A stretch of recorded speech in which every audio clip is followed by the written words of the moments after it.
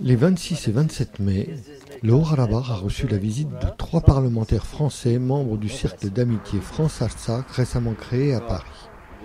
Lors de cette visite d'information, le député François Rochebloine et les sénateurs Henri de Raincourt et Bernard Sauger ont eu des entretiens avec le président de la République du Haut-Karabakh Bako Sahakian, ainsi qu'avec le ministre des Affaires étrangères, Karen Mirzoyan. Les discussions ont porté sur le processus de négociation en vue du règlement du conflit avec l'Azerbaïdjan, ainsi que sur des questions relatives notamment à la sécurité régionale.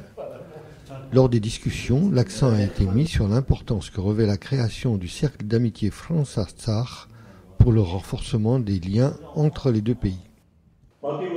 Autre temps fort de cette visite, la délégation parlementaire française a rencontré les députés du Parlement du Haut-Karabakh, dont le président Ashod Roulian, qui a lui aussi salué la création du cercle d'amitié du Haut-Karabakh.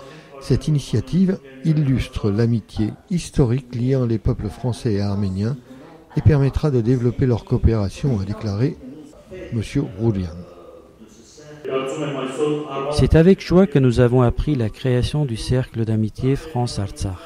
Les membres fondateurs, dans leur déclaration fondatrice, avaient salué les efforts du peuple et des autorités de l'Artsakh pour bâtir et consolider une société libre et démocratique. Ils ont appelé aussi à mettre fin à l'isolement du peuple d'Artsakh, qui est un obstacle à l'établissement d'une paix durable.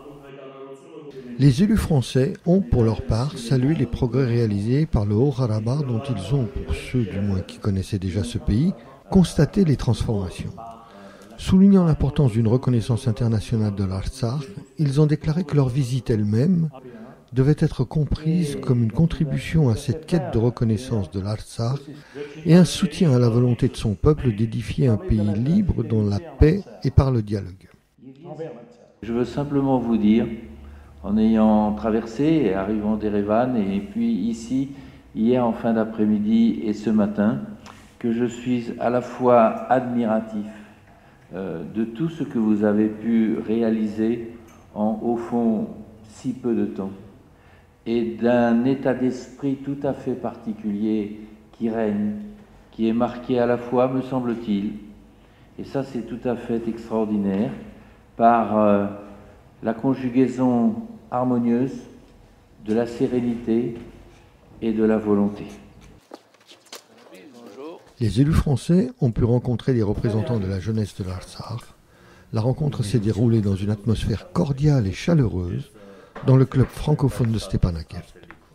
C'est avec enthousiasme que les responsables politiques français ont répondu aux questions des représentants de cette nouvelle génération de l'Artsakh qui, malgré l'isolement du pays, est désireuse de s'ouvrir au monde et s'intéresse aussi bien aux problèmes politiques, économiques et sociaux qu'aux avancées scientifiques et technologiques.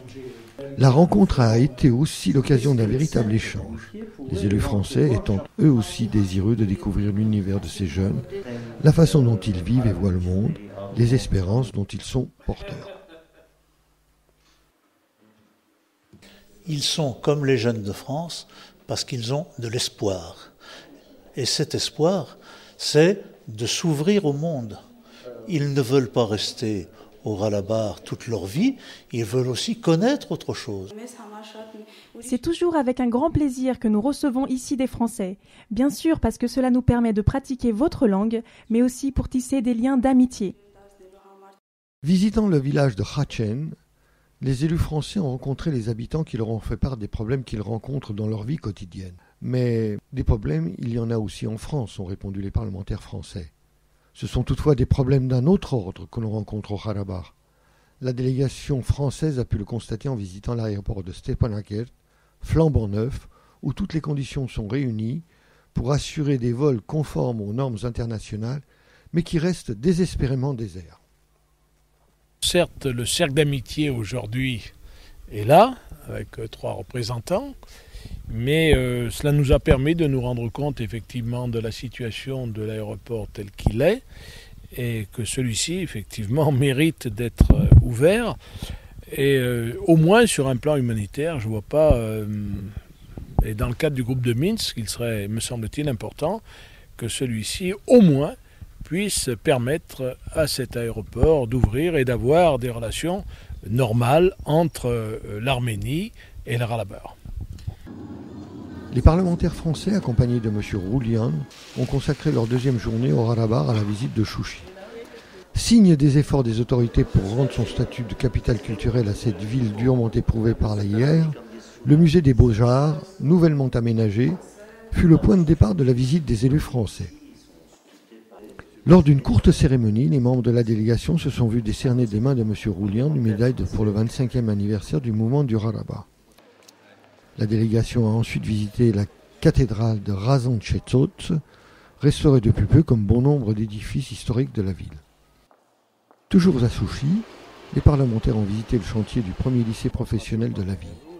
Aménagé sur le modèle français, il pourra accueillir 150 élèves et contribuer à l'éducation de la jeunesse de l'Artsakh, qui est la promesse d'un brillant avenir, comme l'a souligné M. Rocheploine dans une intervention publique à Stepanakert.